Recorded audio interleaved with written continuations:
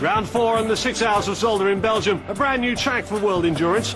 The Castrol Suzuki team held a comfortable 39-point advantage over second place Yamaha Austria, but only 2 points separated the Austrians from the number 8 Swiss Bolliger Kawasaki team, with the Swedish Fagerjo L number 12 just 6 points further back in fourth. But once again, taking their third pole position in 4 races, it was the number 1 Castrol Suzuki that headed the field. Yeah, sure, I had the best time. For me, just for my satisfaction. Now I think it's more important to the three pilot is okay with the race tire. Now the bike is okay for the free rider, and the tire is okay for all the race. Now I see tomorrow. The Moto Technique Van Zon Honda wildcards were back for another try, this time with Stefan Mertens taking his last ever World Endurance ride, second on the grid, with Diablo Kawasaki in third. And at 12 noon, the 6 Hours of Zolder was underway, with Castrol Suzuki's Vincent Philippe getting away in the lead, chased by the Bolliger and Diablo Kawasaki's Phase 1 Yamaha Austria and the Fagerjo L number 12, with local favourites Zone Rouge number 99 left struggling from their 7th qualifying place and finally getting away in last place. As they crossed the line at the end of the first lap, it was clear that Philippe was once again out to break the rest of the field and create an early gap. But the Bolliger Kawasaki was doing the same and staying with the number 1 Suzuki, with Marco Rothland on the Diablo Kawasaki and Didier Van Kemulen on the Moto 38 Yamaha also starting to make a break from the pack. The fastest rider in qualifying, World Supersport rider Mathieu Legrive, was ready to take over the leading Suzuki with the usual lack of drama which characterises work in the factory Suzuki pit box. And as usual, the stop takes a standard Suzuki time of only 16 seconds.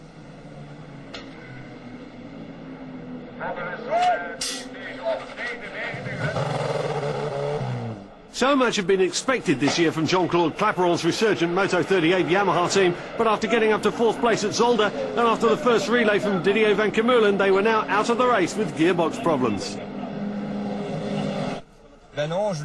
Gregory said, I got on the bike after Didier's relay, and after one lap I found a problem with the gearbox. So I thought it was much too dangerous and didn't want to take any risks, because at the start of the season we had the same problem, and I thought we'd fixed it. But obviously we haven't. Maybe the heat has something to do with it. I don't know, but it's better that we stop and not break the engine. After 2 hours, Yamaha Austria had taken second, Van Zon Honda had dropped to third with Bolliger fourth, and we'd lost the Mecca Moto team. Yesterday we got a problem with a stronger engine, so it blew out, and today we got a problem with the second engine, so we are out of the race finally. Third place after 2 relays, and Mertens comes in third after his first relay on the Van Zon Honda, with the team confident of a good result. The team had the speed on the track, although the pit stops might not be as slick as the top endurance team, this one taking 29 seconds.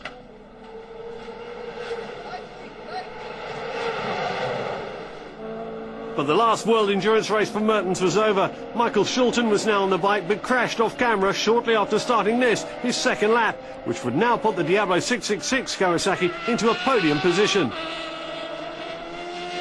Yeah, we're in third place. It's the first time we've ever been on a podium spot. I know there's a couple of hours left to go, but you know, the times me and Marco and James are all doing is fast enough for sure to get a podium. So we've just got to keep going now, keep chipping away, and see if we can score the third place.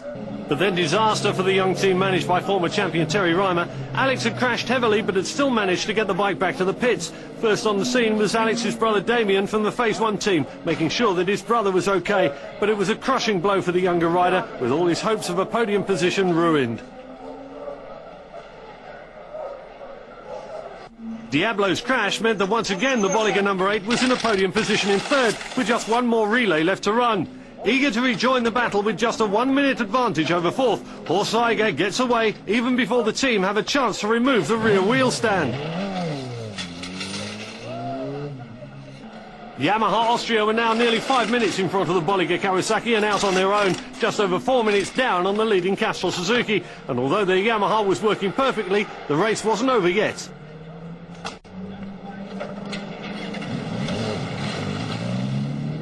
Once again, and holding the fastest lap of the race, the factory Suzuki was the class of the field, and even with Keiichi Kitagawa recovering from a crash in testing in Japan the previous week, he still handed the number 1 over to Vincent Philippe with a 2-lap advantage.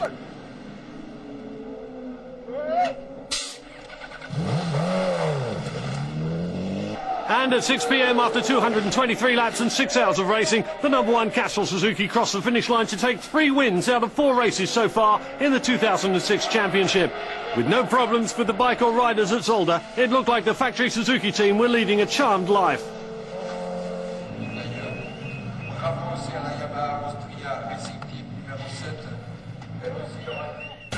But once again, it was the Yamaha Austria in second place and Bolliger Kawasaki third, the Swedish Fagershore L team coming a strong fourth. After 4 rounds, the Castrol Suzuki lead was now 44 points, and behind them, Yamaha Austria was still under threat from the Bolliger Kawasaki, with the Fagershore team also in touch.